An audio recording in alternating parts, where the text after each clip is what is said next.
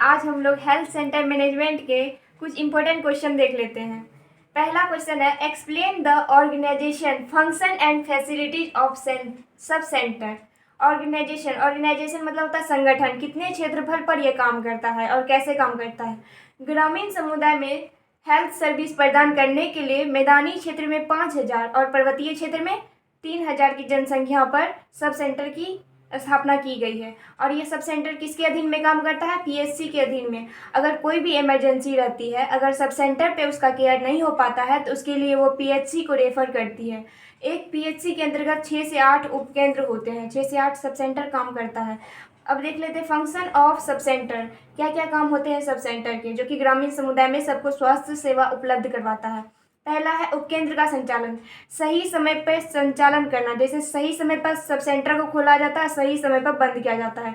रोगी का ट्रीटमेंट, रोगी का सही तरह से ट्रीटमेंट किया जाता है, जैसे उनके देखभाल के लिए सारे मेडिसिन होते हैं, वेंडाजोल होते हैं, गॉज, कॉटन पीस, ये सारी इमरजेंसी की दवाएं रहती है, कफ सिरप सब रहती है। मातृ एवं शिशु स्वास्थ्य सेवा, माता और शिशु के स्वास्थ्य सेवा से संबंधित सभी प्रकार की दवाइयाँ होती हैं। परिवार कल्याण संबंधित कार्यक्रम, फैमिली प्लानिंग के लिए उपाय बताई जाती है, और जो भी प्रॉपर्टी सब रहता है वो परिवार कल्याण संबंधित जितना भी होता है वो सब सेंटर के अधीन रहता है।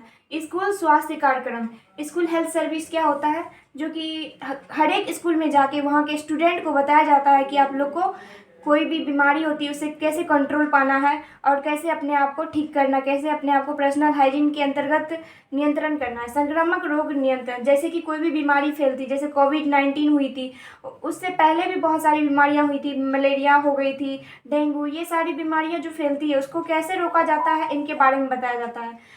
7th है राष्ट्रीय स्वास्थ्य कार्यक्रम। राष्ट्रीय स्वास्थ्य कार्यक्रम का मतलब होता है कोई भी बीमारी फैल रहा है उसके लिए प्रोग्राम चलाना, जैसे कि अंधता प्रोग्राम, राष्ट्रीय अंधता प्रोग्राम, एड्स नियंत्रण प्रोग्राम, और बहुत सारी होती है, जैसे कैंसर के लिए रोकने के लिए लेप्रोसी कंट्रोल प्रोग्राम, ये सारी प्रोग्राम रहती है जो कि सरकार के द्वारा चलाई जाती है।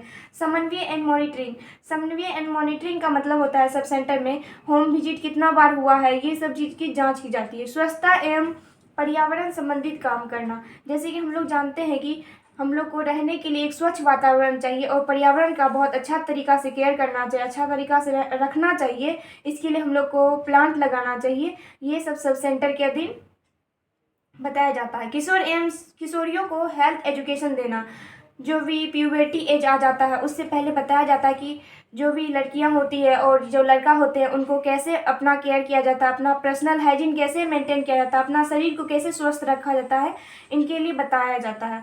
Home visit and pregnant lady की जांच की जाती है। होम विजिट में क्या किया जाता है, जो भी प्रेग्नेंट लेडी होती है उनको क्या चीज़ का दिक्कत हो रहा है, क्या प्रॉब्लम हो रहा है, उनकी जांच की जाती है। अगर कोई प्रॉब्लम हो रहा है, जैसे बीपी ज़्यादा है हो रहा है, तो उनके लिए भी मेडिसिन उपलब्ध कराई जाती है, उन्हें सब सेंटर भेजा जाता है। उससे भी अगर इलाज नहीं हो पाता तो उन्हें पीएचसी रेफर किया जाता है।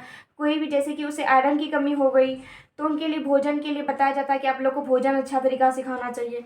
पोषाहारीय शिक्षा दिया जाता है, मतलब न्यूट्रिशन संबंधित। हम लोग जानते हैं कि प्रोटीन की कमी से चाहे विटामिन हो, अगर किसी भी चीज़ की कमी हो जाएगी हम लोग के बैलेंस डाइट में तो हम लोग को कोई भी बीमारी हो सकती है। इसीलिए प्रोटीन कमी से जानते हैं हम लोग बच्चों में मेरास्मस हो जाता है, क्वाशियरकोर हो जाता है, और हम लोग जानते हैं विटामिन की कमी से रेटिनॉल हो जाती है, बहुत सारी बीमारियाँ होती है। इसीलिए हम लोग को बैलेंस डाइट पे बहुत ज़्यादा ध्यान देना चाहिए। ये सभी चीज़ सब सेंटर के अधीन काम करता है, बताया जाता है। आयुर्वेदिक एवं यूनानी दवा के प्रति बढ़ावा, जो भी आयुर्वेदिक दवा होती है उससे क्या होता है हम लोग के शरीर में प्रतिरोधक इम्यूनिटी ज़्यादा स्ट्रांग होती है, इसीलिए हम लोग को आयुर्वेदिक दवा को अपनाना चाहिए। सामुदायिक अंतःक्रिया, सामुदायिक अंतःक्रिया का मतलब हुआ जो भी सब सेंटर में जितने भी स्वास्थ्य कार्यकर्ता होते हैं, जो भी स्वास्थ्य कार्यकर्ता में हम लोग जानते हैं कौन कौन काम करते हैं। सब सेंटर के कारण के अंतर्गत एक पुरुष स्वास्थ्य कार्यकर्ता, एक महिला कार्यकर्ता, 2 ही काम करते हैं। एक तीसरा हो जाता है वो सफाई कर्मी होता है।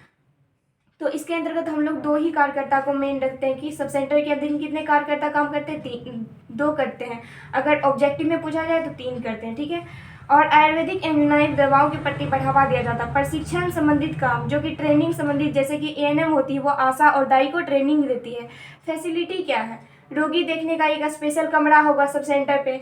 दवा रखने का एक स्टोर रूम रहता है जिसमें सारे दवा एंटीबायोटिक या एल्बेंडाजोल जितना भी अल्फ़ाबेटिकल ऑर्डर में सजाया जाता है दवाओं को। आवश्यक उपस्कर जैसे कि टॉर्च, बैटरी, ये सारी चीज़ें जितने भी उपकरण होती हैं उनको रखा जाता है। जैसे किसी भी कोई भी पेशेंट आया उसको जांचना है कि उसके टीथ में कोई प्रॉब्लम है, उसके लिए टॉर्च रखा जाता है, या ग्लव्स, सब बहुत सारी चीज़ें रहती है। सामग्री रखने हेतु अलमारी और रेक, इनका ये सब सेंटर पे रहती है। ये सब याद रखिएगा आप लोग।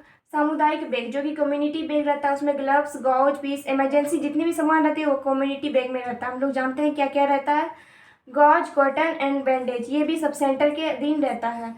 और क्या, स्टेशनरी सामान जो भी कागज होता है, कार्बन होता है, रजिस्टर होता है, इसका मेंटेन सब सेंटर के अधीन किया जाता है।